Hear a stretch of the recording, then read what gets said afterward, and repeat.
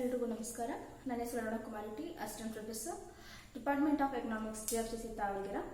ಇವತ್ತು ನಾನು VSKB ಬಳ್ಳಾರಿ ವಿಶ್ವವಿದ್ಯಾಲಯದ 6ನೇ ಸೆಮಿಸ್ಟರ್ BA ವಿದ್ಯಾರ್ಥಿಗಳಿರುವಂಥ 5ನೇ ಚಾಪ್ಟರ್ ಸುಸ್ಥಿರ ಅಭಿವೃದ್ಧಿ ಅನ್ನೋ ವಿಷಯದ ಬಗ್ಗೆ ಕ್ಲಾಸನ್ನು ಮಾಡ್ತಾ ಇದ್ದೀನಿ. ನೀವು ನನ್ನ ಚಾನಲ್ಗೆ ಬಂದ ತಕ್ಷಣ ಅಲ್ಲಿ ಸಬ್ಸ್ಕ್ರೈಬ್ ಬಟನ್ ಅನ್ನು ಕ್ಲಿಕ್ ಮಾಡಿ, ಜೊತೆಗೆ ಪಕ್ಕದಲ್ಲಿರುವಂಥ ಬೆಲ್ ಐಕಾನ್ ಅನ್ನು ಕ್ಲಿಕ್ ಮಾಡಿ. ಆ ರೀತಿ ಮಾಡೋದ್ರಿಂದ ನಾನು ಯಾವುದೇ ಹೊಸ ವಿಡಿಯೋಸ್ ಹಾಕಿದ್ರೆ ನಿಮಗೆ ನೋಟಿಫಿಕೇಶನ್ ಅನ್ನೋದು ಬರುತ್ತೆ. ಜೊತೆಗೆ ಆದಷ್ಟು ಶೇರ್ ಮಾಡಿ, ಲೈಕ್ ಮಾಡಿ. ನಿಮಗೇನಾದರೂ ಯಾವ ಕ್ಲಾಸಸ್ ಬೇಕು ಅದಕ್ಕೆ ಸಂಬಂಧಪಟ್ಟಂತೆ ನೀವು ಕಮೆಂಟ್ ಮಾಡಿ ನನಗೆ ತಿಳಿಸ್ಬೋದು. ನಾನು ತಗೊಂತಾ ಇರುವಂಥ ಕಾನ್ಸೆಪ್ಟ್ ಯಾವುದು ಅಂತಂದರೆ ಸುಸ್ಥಿರ ಅಭಿವೃದ್ಧಿ, ಸಸ್ಟೈನಬಲ್ ಡೆವಲಪ್ಮೆಂಟ್. ಈ ಸುಸ್ಥಿರ ಅಭಿವೃದ್ಧಿ, ಸಸ್ಟೈನಬಲ್ ಡೆವಲಪ್ಮೆಂಟ್ ಇತ್ತೀಚಿನಲ್ಲಿ ಅಂತಂದ್ರೆ 1970ರ ದಶಕದ ನಂತರ ಇದನ್ನ ಹೆಚ್ಚು ಅಭಿವೃದ್ಧಿಪಡಿಸಲಾಯಿತು, ಅದು ಹೆಚ್ಚೆಚ್ಚು ಬೆಳಕಿಗೆ ಬಂತು ಅಂತ ಹೇಳ್ಬೋದು. ಸುಸ್ಥಿರ ಅಭಿವೃದ್ಧಿ ಪ್ರೆಸೆಂಟ್ ಡೇಸು ಅಷ್ಟೇ ಸುಸ್ಥಿರ ಅಭಿವೃದ್ಧಿ ಬಗ್ಗೆ ಎಲ್ಲರೂ ಸಹ ಒಂದು ಅವೇರ್ನೆಸ್ ಅನ್ನೋದು ಕ್ರಿಯೇಟ್ ಆಗ್ತಾ ಇದೆ. ಅದಕ್ಕೆ ಸಂಬಂಧಪಟ್ಟಂತೆ ಇಂಟರ್ನ್ಯಾಷನಲಿ ನೇಷನ್ಸ್ ಒಂದಾಗಿ ಕೆಲವೊಂದು ಟ್ರೀಟೀಸ್ ಅನ್ನ ಮಾಡ್ಕೊತಾ ಇದೆ, ಒಪ್ಪಂದಗಳನ್ನ ಮಾಡ್ಕೊತಾ ಇದೆ. ಸೊ ಸಸ್ಟೈನಬಲ್ ಡೆವಲಪ್ಮೆಂಟ್ ಇರಬೇಕು ಅಂತ ಹೇಳಿ ಅವು ಕೆಲವೊಂದು ಒಪ್ಪಂದಗಳನ್ನ ಜಾರಿನೂ ಸಹ ಮಾಡ್ತಾ ಇದೆ. ಸೊ ಇಂಥ ಸಂದರ್ಭದಲ್ಲಿ ಏನಿದು ಸಸ್ಟೈನಬಲ್ ಡೆವಲಪ್ಮೆಂಟ್, ಏನಿದ್ರ ಹಿನ್ನೆಲೆ, ಸೊ ಯಾಕೆ ಇದು ಇಂಪಾರ್ಟೆಂಟ್ ನವೇಡೇಸ್, ಹೀಗೆ ಹಲವಾರು ಕ್ವಶನ್ಸ್ ಅನ್ನೋದು ನಿಮ್ಗೆ ರೈಸ್ ಆಗ್ಬೋದು. ಸೊ ಮೊದಲಿಗೆ ಈ ಸಸ್ಟೈನಬಲ್ ಅಂಡ್ ಡೆವಲಪ್ಮೆಂಟ್ ಅಥವಾ ಸುಸ್ಥಿರ ಅಭಿವೃದ್ಧಿ ಅಥವಾ ಪೋಷಿತ ಅಭಿವೃದ್ಧಿ ಅನ್ನೋ ಒಂದು ವರ್ಡ್ ಅನ್ನ ಫಸ್ಟ್ ಯೂಸ್ ಮಾಡಿದವರು ಯಾರು ಅಂತಂದ್ರೆ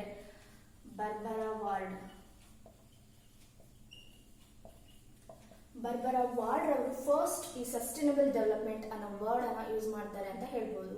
ಅದಾದ್ಮೇಲೆ ಈ ಸಸ್ಟೈನಬಲ್ ಡೆವಲಪ್ಮೆಂಟ್ ಅನ್ನೋ ಒಂದು ವಿಷಯ ಹೆಚ್ಚು ಬೆಳಕಿಗೆ ಬಂದಿದ್ದು, ಹೆಚ್ಚು ಜನಪ್ರಿಯ ಆಗಿದ್ದು ಯಾರಿಂದ ಅಂತಂದ್ರೆ ಬ್ರಟ್ಲ್ಯಾಂಡ್ ವರದಿಯಿಂದ. ಇವರು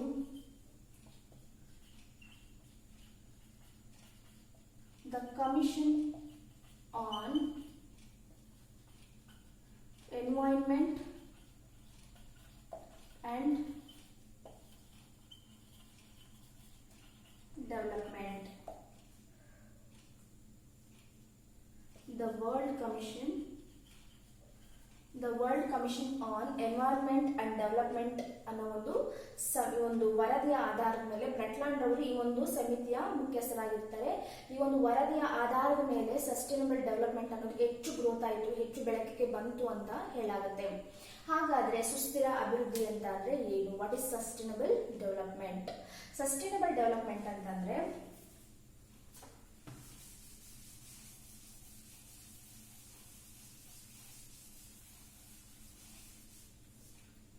ಪ್ರಸ್ತುತ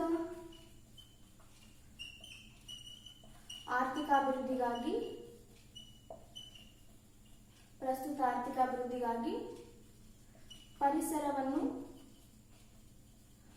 ಬಳಸುತ್ತಲೇ ಅದರ ರಕ್ಷಣೆ ಮಾಡುವುದು.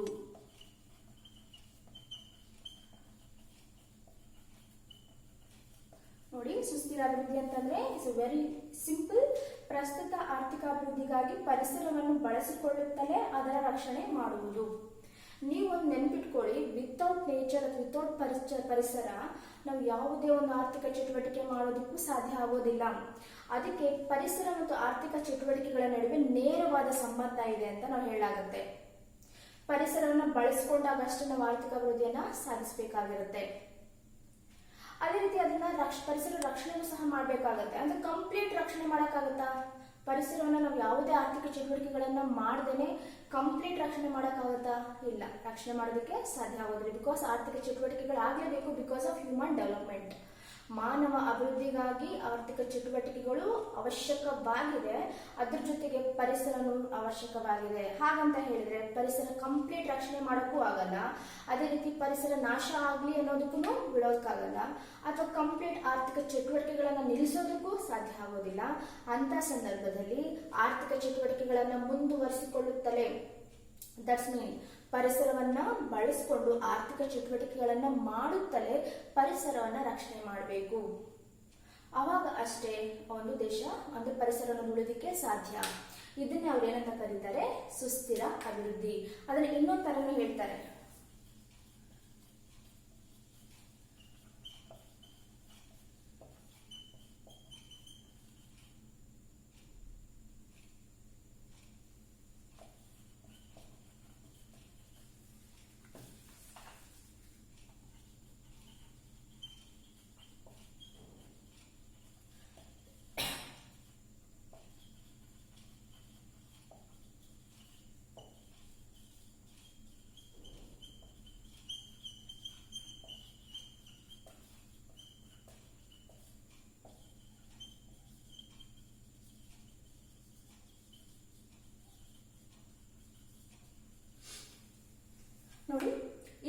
ಪೀಳಿಗೆಯ ಅಗತ್ಯತೆಗಳೊಂದಿಗೆ ಯಾವುದೇ ರಾಜಿ ಇಲ್ಲದೆ ಮುಂದಿನ ಪೀಳಿಗೆಯ ಅಗತ್ಯತೆಗಳನ್ನು ಪೂರೈಸುವುದೇ ಸಸ್ಟೈನಬಲ್ ಡೆವಲಪ್ಮೆಂಟ್ ಅಥವಾ ಪೋಷಿತ ಒಂದು ಅಭಿವೃದ್ಧಿ ಅಂತ ಕರೆಯಲಾಗುತ್ತೆ. ಅಂದ್ರೆ ಪ್ರೆಸೆಂಟ್ ನಾವೇನಿದೀವೋ ನಮಗೇನೇನು ಅವಶ್ಯಕತೆಗಳಿದೆಯೋ ಆ ಎಲ್ಲಾ ಸರಕು ಮತ್ತು ಸೇವೆಗಳನ್ನ ಪರಿಸರನ ಬಳಸ್ಕೊಂಡು ಉತ್ಪಾದನೆ ಮಾಡ್ಕೊಂತೀವಿ. ಅದ್ರ ಜೊತೆಗೆ ನಮ್ಮ ಮುಂದಿನ ಪೀಳಿಗೆಗೂ ಅದೇ ಪರಿಸರವನ್ನ, ಅದೇ ಕ್ವಾಲಿಟಿ ಇರುವಂತ ಪರಿಸರವನ್ನ ನಾವು ಗಿಫ್ಟ್ ಆಗಿ ಕೊಡುವಂತದ್ದು. ಪರಿಸರ ರಕ್ಷಣೆ ಮಾಡಿ ಮುಂದಿನ ಪೀಳಿಗೆಗೆ ಅಷ್ಟೇ ಕೊಡೋದ್ರ ಜೊತೆಗೆ ನಮ್ಮ ಒಂದು ಅಗತ್ಯತೆಗಳನ್ನು ಪೂರೈಸಿಕೊಳ್ಬೇಕು. ನಮ್ಗೇನ್ ಬೇಕು ನಾವು ಅದನ್ನು ಸಹ ಪೂರೈಸಿಕೊಂಡು ಅದ್ರ ಜೊತೆಗೆ ಪರಿಸರವನ್ನ ರಕ್ಷಣೆ ಮಾಡಿ ಆ ರಕ್ಷಿತ ಒಂದು ಪರಿಸರವನ್ನ ಮುಂದಿನ ಪೀಳಿಗೆಗೆ ಗಿಫ್ಟ್ ಆಗಿ ಕೊಡುವಂಥದ್ದು, ರಕ್ಷಣೆ ಮಾಡಿ ಕೊಡುವಂಥದ್ದು ಸುಸ್ಥಿರ ಅಭಿವೃದ್ಧಿ ಅಂತ ಕರೆಯಲಾಗುತ್ತೆ. ಅರ್ಥ ಆಗ್ತಿದ್ಯಾ? ಸೊ ನವೇಡೇಸ್ ಈ ಸುಸ್ಥಿರ ಅಭಿವೃದ್ಧಿ ಅನ್ನೋದು ಯಾಕೆ ಇಂಪಾರ್ಟೆಂಟ್? ಬಿಕಾಸ್ ಆಫ್ ನಿಮ್ಗೆ ಗೊತ್ತಿದೆ ಪರಿಸರ ಮಾಲಿನ್ಯ ಅನ್ನೋದು ವೇರಿಯಸ್ ಟೈಪಲ್ಲಿ ಆಗ್ತಾ ಇದೆ. ವಾಯು ಮಾಲಿನ್ಯ, ಜಲ ಮಾಲಿನ್ಯ, ಮತ್ತೆ ಭೂಮಾಲಿನ್ಯ, ಹೀಗೆ ಹಲವು ರೀತಿಯಲ್ಲಿ ಮಾಲಿನ್ಯ ಅನ್ನೋದು ಉಂಟಾಗ್ತಾ ಇದೆ. ಪರಿಸರ ನಾಶ ಅನ್ನೋದು ಆಗ್ತಾ ಇದೆ. ನಾವು ಹೆಚ್ಚೆಚ್ಚು ಅಭಿವೃದ್ಧಿ ಆದಂತೆಲ್ಲ ಪರಿಸರ ಅನ್ನೋದು ಗುಣಮಟ್ಟ ಕಡಿಮೆ ಆಗ್ತಾನೆ ಹೋಗ್ತಾ ಇದೆ. ಸೊ ಮುಂದೆ ಈ ರೀತಿ ಆದಂತೆಲ್ಲ ಏನಾಗುತ್ತೆ ಅಂತಂದ್ರೆ ಪರಿಸರ ನಾಶ ಆಗುತ್ತೆ. ಪರಿಸರ ನಾಶ ಆಯಿತು ಅಂದ್ರೆ ಇಂಡೈರೆಕ್ಟ್ ಆಗಿ ನಾವು ಸಹ ನಾಶ ಆದ್ವಿ ಅಂತಾನೆ ಅರ್ಥ. ಇದರಿಂದ ಪ್ರಪಂಚದ ದೇಶಗಳು ಎಚ್ಚೆತ್ತುಕೊಂಡು ಏನ್ ಮಾಡ್ತವೆ ಅಂತಂದ್ರೆ ಅವು ಪರಿಸರವನ್ನ ಕಾಳಜಿ ಮಾಡಬೇಕು ಅಂತ ಹೇಳಿ ಒಂದು ಸುಸ್ಥಿರ ಅಭಿವೃದ್ಧಿನ ಪರಿಕಲ್ಪನೆಯನ್ನು ಅವ್ರು ಮಾಡ್ಕೊಂಡಿದ್ದಾರೆ ಅಂತ ಹೇಳ್ಬೋದು. ಈ ಸುಸ್ಥಿರ ಅಭಿವೃದ್ಧಿ ಅನ್ನೋದು 3 ಅಂಶಗಳನ್ನ ಒಳಗೊಂಡಿದೆ. ಫಸ್ಟ್ ಒನ್ ಆರ್ಥಿಕ ಅಭಿವೃದ್ಧಿ, ಸೆಕೆಂಡ್ ಒನ್ ಪರಿಸರ ಸಂರಕ್ಷಣೆ,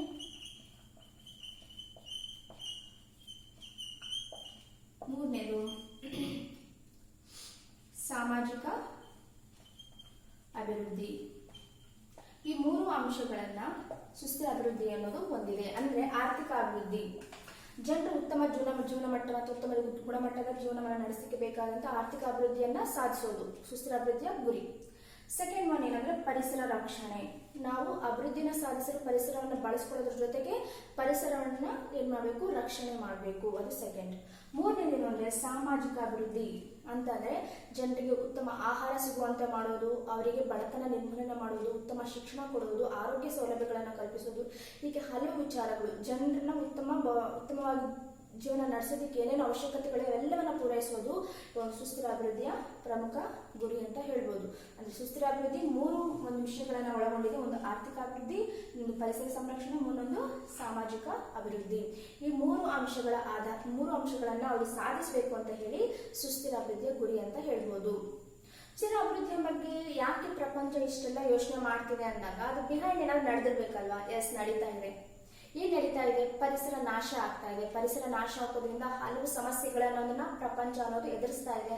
ಸೊ ಹಾಗಾಗಿನೇ ಈ ಒಂದು ಸುಸ್ಥಿರ ಅಭಿವೃದ್ಧಿ ಅನ್ನೋ ಕಾನ್ಸೆಪ್ಟ್ ಹೆಚ್ಚೆಚ್ಚು ಅಭಿವೃದ್ಧಿ ಆಗ್ತಾ ಇದೆ ಅಂತ ಹೇಳ್ಬೋದು. ಸೊ ಆ ತರ ಒಂದು ಪರಿಸರ ಸಂಬಂಧಪಟ್ಟಂತ ಒಂದು ಪ್ರಮುಖ ಸಮಸ್ಯೆ ಯಾವುದು ಅಂತಂದ್ರೆ ಜಾಗತಿಕ ತಾಪಮಾನ ಏರಿಕೆ. Global warming is a biggest ಸಮಸ್ಯೆ ಅಂತಾನೆ ಹೇಳ್ಬೋದು. ಸೊ ವರ್ಲ್ಡ್ ಎಲ್ಲರೂ ಸಹ ಸಫರ್ ಆಗ್ತಿರುವಂತದ್ದು ಜಾಗತಿಕ ತಾಪಮಾನ ಏರಿಕೆ. ಸೊ ಇದು ಬೇಸಿಗೆ ಕಾಲ ಆಗಿರೋದು ನೀವು ಸಹ ಫೀಲ್ ಮಾಡ್ತಾನೆ ಇರ್ತೀರಾ. ಸೊ ವರ್ಷದಿಂದ ವರ್ಷಕ್ಕೆ ಏನಾಗ್ತಾ ಇದೆ, ಒಂದು ಹೀಟ್ ಅನ್ನೋದು ಬೇಸಿಗೆ ಕಾಲದಲ್ಲಿ ಹೆಚ್ಚಾಗ್ತಾ ಹೋಗ್ತಾ ಇದೆ. ಯಾಕೆ ಈ ರೀತಿ ಆಗ್ತಾ ಇದೆ? ಸೊ ಜಾಗತಿಕ ತಾಪಮಾನ ಅಂತಂದ್ರೆ ಏನು, ಹಸಿರುಮನೆ ಅನಿಲ ಪರಿಣಾಮ ಅಂತಂದ್ರೆ ನೀವು ನೋಡೋಣ. ಜಾಗತಿಕ ತಾಪಮಾನ ಏರಿಕೆ ಅಂತಂದ್ರೆ ಏನು ಅಂತ ನಾನು ಹೇಳ್ತೀನಿ ನೋಡಿ.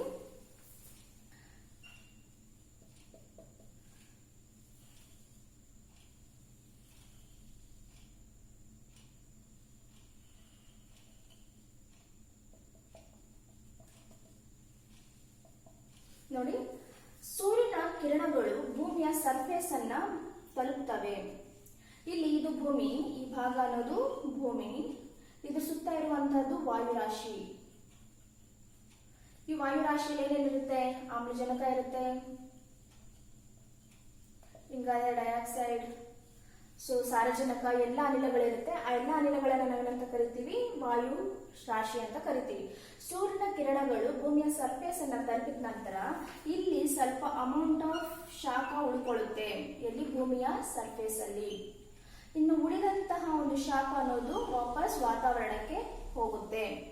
ಈ ರೀತಿ ಇಲ್ಲಿ ಹಿಡಿದಿಟ್ಕೊಳ್ಳುವಂಥದ್ದು ಯಾವುದು ಅಂದ್ರೆ ಸೂರ್ಯನ ಕಿರಣಗಳು ಭೂಮಿಯ ಸರ್ಫೇಸ್ ಅನ್ನ ತಲುಪಿದಾಗ ಆ ಒಂದು ಸರ್ಫೇಸ್ ನಲ್ಲಿ ಆ ಒಂದು ಶಾಖ ಹಿಡಿದಿಟ್ಟುಕೊಳ್ಳುವಂತ ಅನಿಲಗಳು ಒಂದಷ್ಟಿದಾವೆ. ಆ ಅನಿಲಗಳು ಯಾವುವು ಅಂತಂದ್ರೆ ಇಂಗಾಲದ ಡೈಆಕ್ಸೈಡ್,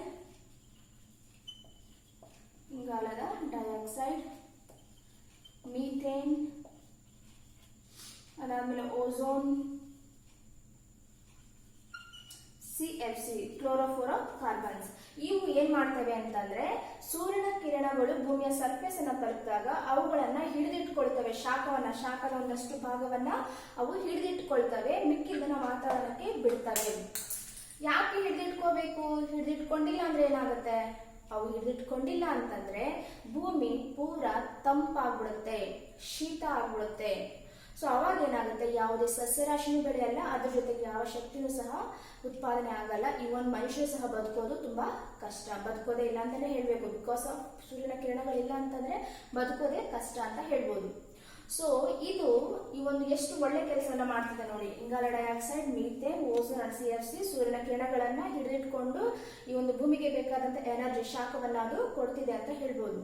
ಬಟ್ ನವೇಡೇಸ್ ಏನಾಗಿದೆ, ಈ ಇಂಗಾಲ ಡೈಆಕ್ಸೈಡ್, ಮೀಥೇನ್ ಮತ್ತೆ CFC ಕಾರ್ಬನ್ಗಳ ಒಂದು ಪ್ರಮಾಣ ಹೆಚ್ಚಾಗಿದೆ ಅಂತ ಹೇಳ್ಬೋದು. ಯಾಕೆ ಹೆಚ್ಚಾಗಿದೆ? ಕೈಗಾರಿಕೆಗಳಿಂದ ಹೆಚ್ಚೆಚ್ಚು ವಾಯುಮಾಲಿನ್ಯ ಆಗ್ತಿದೆ. ಆ ವಾಯುಮಾಲಿನ್ಯ ಇಂಗಾಲ ಡೈಆಕ್ಸೈಡ್ ಮತ್ತೆ ಮೀಥೇನ್, CFC ಕಾರ್ಬನ್ಗಳಿದಾವೆ. ಅದ್ರ ಜೊತೆಗೆ ಹೆಚ್ಚೆಚ್ಚು ಮೋಟಾರ್ ಬೈಕ್ಗಳನ್ನ ಓಡಿಸ್ತೀವಿ, ಹೆಚ್ಚೆಚ್ಚು ಕಾರ್ಗಳನ್ನ ಓಡಿಸ್ತೀವಿ, ಹೆಚ್ಚು ಸಾರಿಗೆ ಒಂದು ವ್ಯವಸ್ಥೆಯಲ್ಲಿ ಹೆಚ್ಚೆಚ್ಚು ಈ ರೀತಿ ಇಂಗಾಲ ಡೈಆಕ್ಸೈಡ್, CFC ಮತ್ತು ಮೀಥೇನ್ಗಳು ಬಿಡುಗಡೆ ಆಗ್ತಿದೆ ಅಂತಾನೆ ಹೇಳ್ಬೋದು. ಸೊ ಇವುಗಳ ಪ್ರಮಾಣ ಹೆಚ್ಚಾದಾಗ ಏನ್ ಮಾಡುತ್ತೆ, ಭೂಮಿಯ ಸರ್ಫೇಸ್ ನಲ್ಲಿ ಮೊದಲಿಗೆ ಇದ್ದಿದ್ದು ಸ್ವಲ್ಪ ಪ್ರಮಾಣ, ಅದು ವೆರಿ ಯೂಸ್ಫುಲ್ ಟು ಅರ್ತ್, ಅದು ಅನಿವಾರ್ಯವಾಗಿ ಬೇಕು. ಬಿಕಾಸ್ ಈ ಅನಿಲಗಳಿದ್ದಾಗ ಮಾತ್ರ ಭೂಮಿ ಒಂದು ಹೀಟ್ ಆಗಿರೋದಕ್ಕೆ ಸಾಧ್ಯ. ಆದ್ರೆ ಯಾವಾಗ ನಾವು ಈ ಅನಿಲಗಳ ಪ್ರಮಾಣವನ್ನ ಹೆಚ್ಚು ಮಾಡಿದ್ವೋ ಅವಾಗ ಏನಾಗ್ತಿದೆ, ಭೂಮಿಯ ತಾಪಮಾನ ಹೆಚ್ಚಾಗ್ತಾ ಇದೆ. ಹಿಡಿದಿಟ್ಕೊಂಡ್ರೆ ಇವುಗಳ ಪ್ರಮಾಣ ಹೆಚ್ಚಾಗ್ತಾ ಇದೆ. ಇವುಗಳ ಪ್ರಮಾಣ ಹೆಚ್ಚಾಗಿದ್ರೆ ಅವನ ಶಾಖ ಹಿಡಿದಿಟ್ಕೊಳ್ಳುವಂತ ಪ್ರಮಾಣವೂ ಸಹ ಏನಾಗ್ತಾ ಇದೆ, ಅವಶ್ಯಕತೆಗಿಂತಲೂ ಹೆಚ್ಚಿನದಾದಂತಹ ಶಾಖವನ್ನು ಅದು ತನ್ನ ಹಿಡಿದಿಟ್ಕೊಂತಾ ಇದೆ. ಇಂಥ ಸಂದರ್ಭದಲ್ಲಿ ಏನಾಗುತ್ತೆ, ಭೂಮಿ ಅನ್ನೋದು ಹೀಟ್ ಆಗುತ್ತೆ. ಇದನ್ನ ನಾವು ಗ್ಲೋಬಲ್ ವಾರ್ಮಿಂಗ್ ಅಂತ ಕರಿತೀವಿ. ಸೊ ಇವುಗಳನ್ನ ನಾವೇನಂತ ಕರಿತೀವಿ, ಹಸಿರು ಮನೆ ಅನಿಲಗಳು ಅಂತ ಕರಿತೀವಿ. ಇಂಗಾಲ ಡೈಆಕ್ಸೈಡ್, ಮೀಥೇನ್ ಮತ್ತು CFC ಏನಂತ ಕರಿತೀವಿ, ನಾವು ಹಸಿರು ಮನೆ ಅನಿಲಗಳು ಅಂತ ಕರಿತೀವಿ. ಯಾಕೆ ಈ ಹಸಿರು ಮನೆ ಅನಿಲಗಳು ಅಂತ ಕರಿತೀವಿ? ಈ ಒಂದು ವರ್ಡ್ ಅನ್ನ ನಾವು ಎಲ್ಲಿಂದ ತಗೊಂಡಿದ್ವಿ, ಹಸಿರು ಮನೆ ಅನಿಲ ಅನ್ನೋ ವರ್ಡ್ ಅನ್ನ ನಾವು ಎಲ್ಲಿಂದ ತಗೊಂಡಿದೀವಿ ಅಂತ ನೋಡ್ಬೇಕು. ಹಸಿರು ಮನೆ ಅನಿಲಗಳು ನಾವು ಎಲ್ಲಿಂದ ತಗೊಂಡಿದೀವಿ ಅಂತಂದ್ರೆ, ಸೊ ತಂಪಾದ ಪ್ರದೇಶಗಳು ಮೀನ್ಸ್ ಜಾಸ್ತಿ ಬಿಸಿಲಿರುವಂತ ಪ್ರದೇಶಗಳಲ್ಲಿ ಸಸ್ಯಗಳನ್ನು ಬೆಳೆಸೋದು ಚಾಲೆಂಜ್. ಯಾಕೆ ಅಂತಂದ್ರೆ ಸೂರ್ಯನ ಕಿರಣಗಳು ಹೆಚ್ಚಾಗಿ ಸ್ಪೆಷಲ್ ಪ್ಲಾಂಟ್ಸ್ ಅನ್ನ ಬೆಳೆಸಬೇಕು ಅಂತಂದ್ರೆ ಕಷ್ಟ. ಅದಕ್ಕೆ ಅವ್ರು ಏನ್ ಮಾಡ್ತಾರೆ ಅಂತಂದ್ರೆ ಒಂದು ಗಾಜಿನ ಮನೆಯನ್ನ ನಿರ್ಮಾಣ ಮಾಡ್ತಾರೆ. ಆ ಗಾಜಿನ ಮನೆಯ ಒಳಗಡೆ ಸಸ್ಯಗಳನ್ನು ಬೆಳೆಸುವಂತ ಒಂದು ಪ್ರಯತ್ನವನ್ನ ಅವರು ಮಾಡ್ತಾರೆ ಅಂತ ಹೇಳ್ಬೋದು. ಆ ಸಸ್ಯಗಳಿಗೆ ಬೇಕಾದಂತ ಶಾಖವನ್ನ ಹೇಗ್ ಕೊಡ್ತಾರೆ ಅಂತಂದ್ರೆ ಈ ಒಂದು ಗ್ಯಾಸ್ಗಳನ್ನ ಅಲ್ಲಿ ಇರುವಂತೆ ಮಾಡ್ತಾರೆ. ಇಲ್ಲಿ ಆ ಮನೆಯಲ್ಲಿ ಇಂಗಾಲ ಡೈಆಕ್ಸೈಡ್, ಮೀಥೇನ್, ಇಂಗಾಲ ಡೈಆಕ್ಸೈಡ್ ಮತ್ತು ಮೀಥೇನ್ ಅನ್ನ ಆ ಒಂದು ಗಾಜಿನ ಮನೆಯಲ್ಲಿ ಜಾಸ್ತಿ ಇರೋ ತರ ಮಾಡ್ತಾರೆ. ಅವಾಗ ಏನಾಗುತ್ತೆ, ಸೂರ್ಯನ ಕಿರಣಗಳು ಗಾಜಿನ ಮೂಲಕ ಆ ಒಂದು ಮನೆಯನ್ನ ಪ್ರವೇಶ ಮಾಡಿದಾಗ ಅವು ಹೊರಗೆ ಸೂರ್ಯನ ಕಿರಣಗಳು ವಾಪಸ್ ಹೋಗದಾಗೆ ಅವೇನ್ ಮಾಡ್ತವೆ, ತಡೆ ಹಿಡಿದು ಸಸ್ಯಗಳಿಗೆ ಬೇಕಾದಂತ ತಾಪಮಾನವನ್ನ ಕೊಡ್ತವೆ. ಅರ್ಥ ಆಯ್ತಾ? ಸೊ ಅಲ್ಲಿಂದ ನಾವು ಈ ಒಂದು ಹಸಿರು ಮನೆ ಪರಿಣಾಮವನ್ನ ತಗೊಂಡಿದೀವಿ. ಆ ಒಂದು ಗಿಡಗಳನ್ನು ಬೆಳೆಸುವಂತ ಹಸಿರು ಮನೆಯ ಒಂದು ಪರಿಕಲ್ಪನೆಯನ್ನ ನಾವು ಇದಕ್ಕೆ ಬಳಸ್ಕೊಂಡಿದೀವಿ. ಇಲ್ಲೂ ಸಹ ಅಷ್ಟೇ, ಸೂರ್ಯನ ಕಿರಣಗಳನ್ನ ಡೈಆಕ್ಸೈಡ್, ಮೀಥೇನ್ ಅವೇನ್ ಮಾಡ್ತಾರೆ, CFC ಹಿಡಿದಿಟ್ಕೊಳ್ತಾ ಇದೆ. ಸೊ ಇದರಿಂದ ಭೂಮಿಯ ತಾಪಮಾನ ಹೆಚ್ಚಾಗ್ತಾ ಇದೆ. ಅಲ್ಲಿ ಹಸಿರು ಮನೆಯಲ್ಲಿ ಏನಾಗುತ್ತೆ, ಆ ಒಂದು CFC ಇವೆಲ್ಲವೂ ಸಹ ಸೂರ್ಯನ ಕಿರಣಗಳನ್ನು ಹಿಡಿದಿಟ್ಕೊಂಡಾಗ ಏನಾಗುತ್ತೆ, ಆ ಒಂದು ಮನೆಯ ಒಂದು ಶಾಖ ಏನಾಗುತ್ತೆ, ಹೆಚ್ಚಾಗುತ್ತೆ. ಅದೇ ರೀತಿ ನಮ್ಮ ಒಂದು ಭೂಮಿಯ ತಾಪಮಾನನೂ ಸಹ ಹೆಚ್ಚಾಗ್ತಾ ಇದೆ. ಇದನ್ನೇ ನಾವು ಜಾಗತಿಕ ತಾಪಮಾನ ಏರಿಕೆ ಅಂತ ಕರಿತೀವಿ. ಸೊ ಇದಕ್ಕೆ ಸಂಬಂಧಪಟ್ಟಂತೆ ವರ್ಲ್ಡ್ ನೇಷನ್ ಎಲ್ಲ ಹಲವು ಕಡೆ ಸಬ್ಮಿಟ್ ಮಾಡಿದ್ದಾರೆ. ನೆಕ್ಸ್ಟ್ ಇದರಲ್ಲಿ ನಾನು ಹೇಳ್ತೀನಿ ಎಲ್ಲಿ ಸಬ್ಮಿಟ್ ಆಗಿದೆ, ಸೊ ಯಾವ್ಯಾವ ಡಿಸಿಷನ್ಸ್ ತಗೊಂಡಿದ್ದಾರೆ ಅಂತ ನೆಕ್ಸ್ಟ್ ಕ್ಲಾಸಲ್ಲಿ ನಾನು ಹೇಳ್ತೀನಿ. ಈ ರೀತಿ ಜಾಗತಿಕ ತಾಪಮಾನ ಹೆಚ್ಚಾದ್ರೆ ಏನಾಗುತ್ತೆ, ಜಾಗತಿಕ ತಾಪಮಾನ ಹೆಚ್ಚಾಯ್ತು ಅಂದ್ರೆ ಫಸ್ಟ್ ಒನ್ ಇಲ್ಲಿ ನೋಡಿ, ಜಾಗತಿಕ ತಾಪಮಾನ ಹೆಚ್ಚಾದ್ರೆ ಏನ್ ಪ್ರಾಬ್ಲಮ್ ಆಗುತ್ತೆ. ಜಾಗತಿಕ ತಾಪಮಾನ ಹೆಚ್ಚಾಯಿತು ಅಂತಂದ್ರೆ ಧ್ರುವ ಪ್ರದೇಶಗಳಲ್ಲಿರುವಂತ ಐಸ್ ಅನ್ನೋದು ಕರಗುತ್ತೆ ಅಂತ ಹೇಳ್ಬೋದು. ನೀವು ಅನ್ಕೊಂಡಿರೋ ಪ್ರಕಾರ ಫ್ರಿಡ್ಜ್ ಅಲ್ಲಿರೋ ಒಂದು ಸ್ವಲ್ಪ ಮಟ್ಟದ ಐಸ್ ಕರದ್ರೆ ಅಷ್ಟಲ್ಲ, ವಿ ಕಾಂಟ್ ಎಕ್ಸ್ಪ್ಲೇನ್ ದಟ್. ಎಷ್ಟು ಪ್ರಮಾಣದ ಐಸ್ ಇರುತ್ತೆ ನಿಮ್ಗೆ ಗೊತ್ತಿದೆ, ಧ್ರುವ ಪ್ರದೇಶಗಳಲ್ಲಿ ಅಷ್ಟು ಐಸ್ ಗಡ್ಡೆಗಳು ಕರಗಿದಾಗ ಏನಾಗುತ್ತೆ, ಅವೆಲ್ಲ ಹರಿದುಕೊಂಡು ಬಂದು ಸಮುದ್ರವನ್ನ ಸೇರ್ತವೆ. ಸಮುದ್ರ ಮಟ್ಟ ಏನಾಗುತ್ತೆ, ಹೆಚ್ಚಾಗುತ್ತೆ. ಸಮುದ್ರ ಮಟ್ಟ ಹೆಚ್ಚಾಗುತ್ತೆ ಮೀನ್ಸ್ ಸಮುದ್ರದ ನೀರಿನ ಪ್ರಮಾಣ ಹೆಚ್ಚಾಗುತ್ತೆ. ಸಮುದ್ರದ ನೀರಿನ ಪ್ರಮಾಣ ಹೆಚ್ಚಾಯಿತು ಅಂದ್ರೆ ಆ ಸಮುದ್ರಕ್ಕೆ ಹೊಂದಿಕೊಂಡಿರುವಂತಹ ಹಲವು ದೇಶಗಳು ಮುಳುಗೋಗಬಹುದು. First one. ಸೆಕೆಂಡ್ ಒನ್ ಏನಂತಂದ್ರೆ ಬದಲಾಗ್ತಾ ಇರುತ್ತೆ. ಋತುಮಾನಗಳು ಅಂತ ಅಂದ್ರೆ ಬೇಸಿಗೆ ಕಾಲ, ಚಳಿಗಾಲ, ಮಳೆಗಾಲ ಇದೆಲ್ಲ ಅವು ಬದಲಾಗ್ತಾ ಇದೆ. ಚಳಿಗಾಲದಲ್ಲಿ ಸಿಕ್ಕಾಪಟ್ಟೆ ಬಿಸಿಲಿರುತ್ತೆ, ಮಳೆಗಾಲದಲ್ಲಿ ಬಿಸಿಲಿರುತ್ತೆ, ಮಳೆಗಾಲದಲ್ಲಿ ಮಳೆ ಬರಲ್ಲ, ಚಳಿಗಾಲದಲ್ಲಿ ಚಳಿ ಇರಲ್ಲ, ಬೇಸಿಗೆ ಕಾಲದಲ್ಲಿ ಸೊ ಏನಾಗುತ್ತೆ ಅಂತಂದ್ರೆ ಈ ರೀತಿ ವ್ಯತ್ಯಾಸಗಳನ್ನೋದು ಆಗುತ್ತೆ, ಋತುಮಾನದಲ್ಲಿ ಬದಲಾವಣೆ ಆಗುತ್ತೆ. ಈ ಋತುಮಾನ ಬದಲಾವಣೆ ಆಗೋದ್ರಿಂದ ಏನಾಗುತ್ತೆ, ಒಂದು ಸಸ್ಯಗಳು ಅಂದ್ರೆ ಸೀಸನಲ್ ಒಂದು ಸಸ್ಯಗಳು ಮತ್ತು ಪ್ರಾಣಿಗಳಿಗೆ ಏನಾಗುತ್ತೆ ಅಂತಂದ್ರೆ ಅವ್ರಿಗೆ ಸಮಸ್ಯೆ ಅನ್ನೋದು ಉಂಟಾಗುತ್ತೆ ಅಂತ ಹೇಳ್ಬೋದು. ಜಾಗತಿಕ ತಾಪಮಾನ ಏರಿಕೆಯಿಂದ ಸಮಸ್ಯೆ ಅನ್ನೋದು ಉಂಟಾಗಬಹುದು. ಸೊ ಹಾಗಾಗಿ ಸುಸ್ಥಿರ ಅಭಿವೃದ್ಧಿನ ಮಾಡಬೇಕು ಅಂತ ಹೇಳಿ ಒಂದು ವಿಶ್ವ ರಾಷ್ಟ್ರಗಳು ಪ್ರಯತ್ನ ಪಡ್ತಾ ಇದೆ. ಯಾವ ರೀತಿ ಮಾಡಬೇಕು, ಜಾಗತಿಕ ತಾಪಮಾನ ಕಡಿಮೆ ಆಗಬೇಕು ಅಂತಂದ್ರೆ ಇಂಗಾಲ ಡೈಆಕ್ಸೈಡ್ ಮೀಥೇನ್ ಅವುಗಳ ಪ್ರಮಾಣವನ್ನ ಕಡಿಮೆ ಮಾಡಬೇಕು ಅಂತಂದ್ರೆ ಇಂಡಸ್ಟ್ರೀಸ್ ಅಲ್ಲಿ ಅವುಗಳು ಹೆಚ್ಚೆಚ್ಚು ಹೊರಗಡೆ ಹೋಗದ ಹಾಗೆ ನೋಡ್ಕೋಬೇಕು. ಇಂಡಸ್ಟ್ರಿಯಲ್ಲಿ ಮಾಮೂಲಿ ಉತ್ತಮ ನೈಸರ್ಗಿಕವಾದಂತಹ ಒಂದು ಆಯಿಲ್ ಅನ್ನ ಬಳಸೋದ್ರ ಮೂಲಕ ಇಂಗಾಲ ಡೈಆಕ್ಸೈಡ್ ಎಲ್ಲ ಕಡಿಮೆ ಮಾಡ್ಕೊಳ್ಳೋದ್ರ ಮೂಲಕ ಜಾಗತಿಕ ತಾಪಮಾನ ಕಡಿಮೆ ಮಾಡಬೇಕು ಅಂತ ಹೇಳಿ ಹಲವು ನೇಷನ್ಸ್ ಪ್ರಯತ್ನವನ್ನ ಪಡ್ತಾ ಇದೆ ಅಂತ ಹೇಳ್ಬೋದು. ಸೆಕೆಂಡ್ ಒನ್ ಏನಂತಂದ್ರೆ ಆಮ್ಲ ಮಳೆ. ಸೆಕೆಂಡ್ ಪರಿಸರ ಸಮಸ್ಯೆ ಯಾವುದು ಅಂತಂದ್ರೆ ಆಮ್ಲ ಮಳೆ, ಆಸಿಡ್ ರೈನ್. ಏನಿದೆ ಆಸಿಡ್ ರೈನ್ ಅಂತಂದ್ರೆ ಮಳೆಯಲ್ಲಿ ಆಮ್ಲದ ಪ್ರಮಾಣ ಅನ್ನೋದು ಹೆಚ್ಚಾಗೋದು, ಆಮ್ಲೀಯತೆ ಅನ್ನೋದು ಹೆಚ್ಚಾಗೋದು ನಾವು ಆಮ್ಲ ಮಳೆ ಅಂತ ಕರಿತೀವಿ.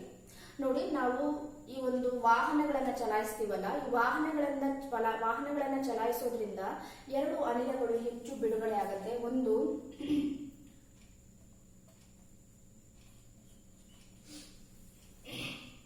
ಈ ವಾಹನಗಳನ್ನ ನಾವು ಹೆಚ್ಚೆಚ್ಚು ಚಲಾಯಿಸೋದ್ರಿಂದ ಏನಾಗುತ್ತೆ ಅಂತಂದ್ರೆ ಗಂಧಕದ ಟ್ರೈಆಕ್ಸೈಡ್ ಮತ್ತು ನೈಟ್ರೋಜನ್ ಆಕ್ಸೈಡ್ಗಳು ಬಿಡುಗಡೆ ಆಗುತ್ತೆ.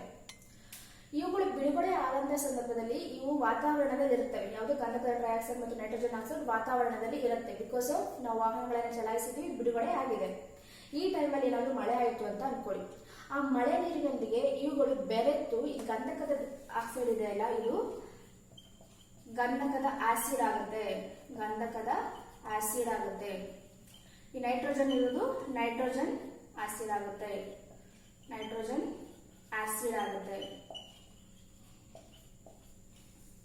ಇವು ಏನ್ ಮಾಡ್ತವೆ ಅಂತಂದ್ರೆ ಹೆಚ್ಚು ಆಮ್ಲತೆಯನ್ನು ಹೊಂದಿರುತ್ತೆ. ಈ ಒಂದು ವಾಹನಗಳು ಚಲಾಯಿಸೋದ್ರಿಂದ ಗಂಧಕದ ಟ್ರೈಆಕ್ಸೈಡ್ ಮತ್ತು ನೈಟ್ರೋಜನ್ ಆಕ್ಸೈಡ್ ಬಂತಲ್ವಾ.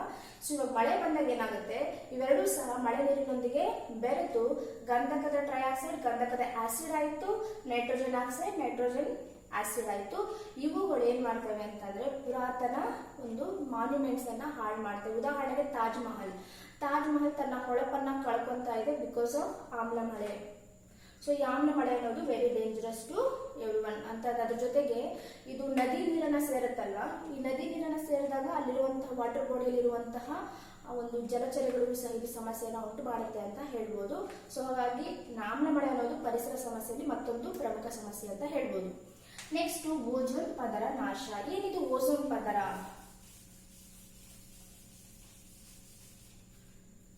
ಇದು ಭೂಮಿಯ ಮೇಲ್ಮೈಯಲ್ಲಿರುವಂತಹ ಒಂದು O3 ಅನಿಲ ರಾಶಿಯನ್ನ, O3 ಅಂತಂದ್ರೆ ಆಮ್ಲಜನಕದ 3 ಅಣುಗಳನ್ನು ಹೊಂದಿರುವಂತಹ ಒಂದು ಅನಿಲ ರಾಶಿಯನ್ನ ನಾವು ಓಝೋನ್ ಪದರ ಅಂತ ಕರಿತೀವಿ. ಇದೊಂದು ಅನಿಲ, ಓಝೋನ್ ಅನ್ನೋದು ಒಂದು ಅನಿಲ.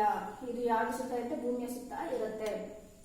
ಕಿರಣಗಳು ಭೂಮಿಯ ಸರ್ಫೇಸ್ ಬರುವಂತಹ ಸಂದರ್ಭದಲ್ಲಿ ಅದರ ಸೂರ್ಯನ ನೇರಳಾತೀತ ಕಿರಣಗಳನ್ನು ತಡೆದು ಒಳ್ಳೆ ರೇಸ್ಗಳನ್ನು ಭೂಮಿಗೆ ಬರೋ ತರ ಮಾಡುತ್ತೆ. ಅಕಸ್ಮಾತ್ ಓಝೋನ್ ಪದರ ಇಲ್ಲ ಅಂತಂದ್ರೆ, ಸೂರ್ಯನ ಕಿರಣಗಳು ನೇರವಾಗಿ ಭೂಮಿ ಮೇಲೆ ಬಿತ್ತು ಅಂತಂದ್ರೆ ಜನರಿಗೆ ಕ್ಯಾನ್ಸರ್ ಮತ್ತಿತರ ಚರ್ಮದ ಕಾಯಿಲೆಗಳು ಇನ್ನಿತರ ಸಮಸ್ಯೆಗಳನ್ನು ಉಂಟಾಗಬಹುದು. ಆದ್ರೆ ಓಝೋನ್ ಏನ್ ಮಾಡ್ತಿದೆ ಅಂದ್ರೆ ಸೂರ್ಯನಿಂದ ಬರುವಂತಹ ನೇರಳಾತೀತ ಕಿರಣಗಳನ್ನು ತಡೆದು ಭೂಮಿಯನ್ನ ರಕ್ಷಣೆ ಮಾಡ್ತಾ ಇದೆ. ಆದ್ರೆ ನಾವು ಒಂದು ವಾಹನಗಳ ಚಲಾಯಿಸೋದ್ರಿಂದ ಮತ್ತೆ CFC ಕಾರ್ಬನ್ ಅನ್ನ ಬಳಸೋದ್ರಿಂದ ಏನಾಗ್ತಿದೆ ಅಂತಂದ್ರೆ ಇದರ ಪ್ರಮಾಣ ಅನ್ನೋದು ಕಡಿಮೆ ಆಗ್ತಾ ಇದೆ. ಯಾವ್ದ್ರ ಪ್ರಮಾಣ? ಓಝೋನ್ ಪದರದ ಪ್ರಮಾಣ ಕಡಿಮೆ ಆಗ್ತಾ ಇದೆ. ಈ ಒಂದು ರಾಶಿಯ ಪ್ರಮಾಣ ಕಡಿಮೆ ಆಗ್ತಾ ಇದೆ. ಈ ರೀತಿ ಆಗೋದ್ರಿಂದ ಏನಾಗುತ್ತೆ, ನೇರಳಾತೀತ ಕಿರಣಗಳು ಭೂಮಿಯ ಸರ್ಫೇಸ್ ಅನ್ನ ಹಾಗೆ ಬಂದು ತಲುಪ್ತವೆ. ಇದು ಡೇಂಜರಸ್.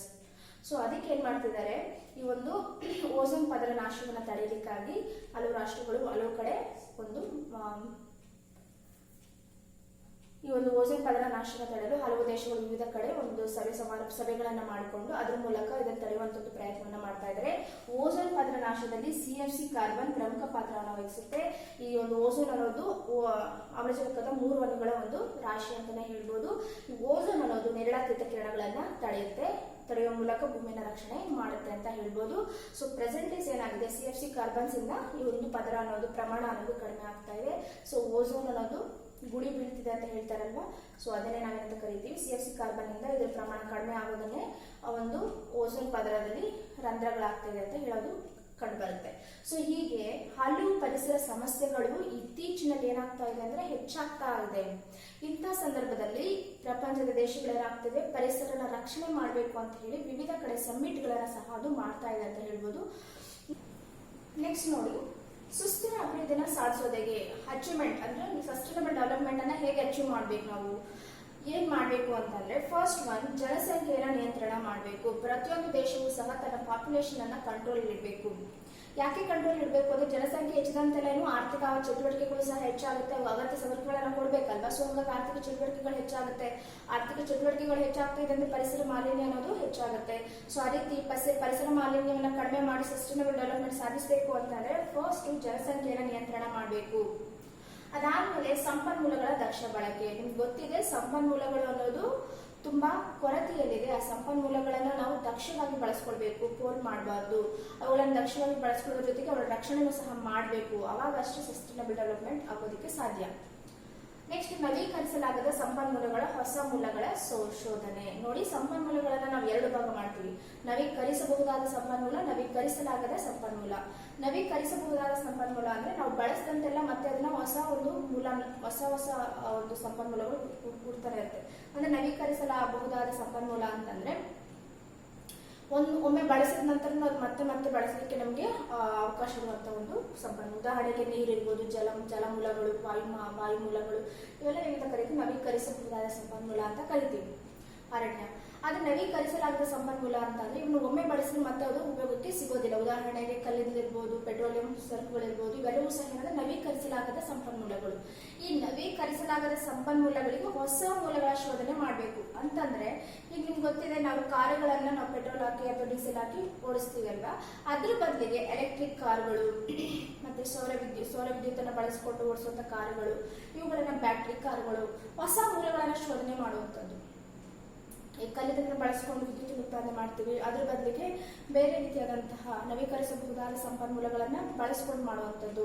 ಈಗ ಉದಾಹರಣೆಗೆ ಜಟ್ರೋಪ ಸಸ್ಯಗಳಲ್ಲೂ ಸಹ ನಾವೇನ್ ಮಾಡ್ತೀವಿ, ಆಯಿಲ್ ಅನ್ನ ಪ್ರೊಡಕ್ಷನ್ ಮಾಡೋದಕ್ಕೆ ಟ್ರೈ ಮಾಡ್ತಾ ಇದೀವಿ ಅಲ್ವಾ. ಸೊ ಅದೆಲ್ಲ ಹೇಳ್ಬೋದು. ಲಾಸ್ಟ್ ಒನ್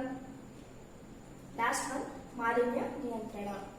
ಸಸ್ಟೈನಬಲ್ ಡೆವಲಪ್ಮೆಂಟ್ ಸಾಧಿಸಬೇಕು ಅಂತಂದ್ರೆ ನಾವು ಮಾಡಬೇಕು ಇರುವಂತ ಫಸ್ಟ್ ಕೆಲಸ ಏನಂದ್ರೆ ಮಾಲಿನ್ಯವನ್ನ ನಿಯಂತ್ರಣ ಮಾಡುವಂಥದ್ದು. ಆ ಮಾಲಿನ್ಯಕ್ಕೆ ಯಾವುದು ಕಾರಣ, ಆ ಕಾರಣವಾಗಿರುವಂತಹ ಅಂಶಗಳನ್ನ ಹೇಗೆ ಕಂಟ್ರೋಲ್ ಮಾಡಬೇಕು, ಆ ಕಂಟ್ರೋಲ್ ಮಾಡುವಂತ ವಿಧಾನಗಳು ಯಾವುವು, ಹಲವು ವಿಚಾರಗಳನ್ನ ಹೊಸ ವಿಚಾರಗಳನ್ನ ಅಳವಡಿಸಿಕೊಂಡಾಗ ಏನಾಗುತ್ತೆ ಅಂತಂದ್ರೆ ಸಸ್ಟೈನಬಲ್ ಡೆವಲಪ್ಮೆಂಟ್ ಅನ್ನೋದು ಸಾಧ್ಯ ಆಗುತ್ತೆ. ಸೊ ನೆಕ್ಸ್ಟ್ ಕ್ಲಾಸ್ ಅಲ್ಲಿ ನಾನು ಸಸ್ಟೈನಬಲ್ ಡೆವಲಪ್ಮೆಂಟ್ ನ 17 ಗೋಲ್ಸ್, 17 ಗೋಲ್ಗಳಿದೆ. ಆ 17 ಗೋಲ್ಗಳನ್ನ ಸ್ಟಾಟಿಸ್ಟಿಕ್ಸ್ ಮೂಲಕ ನಿಮ್ಗೆ ಹೇಳೋದಕ್ಕೆ ಪ್ರಯತ್ನ ಪಡ್ತೀನಿ. ಅದ್ರ ಜೊತೆಗೆ ಈ ಒಂದು ಸಸ್ಟೈನಬಲ್ ಡೆವಲಪ್ಮೆಂಟ್ ಬಗ್ಗೆ ವಿಶ್ವದ ರಾಷ್ಟ್ರಗಳು ಮಾಡಿರುವಂತಹ ಹಲವು ಸಭೆಗಳನ್ನು ಕುರಿತು ಸಹ ನಾನು ಹೇಳ್ತೀನಿ. ಧನ್ಯವಾದಗಳು.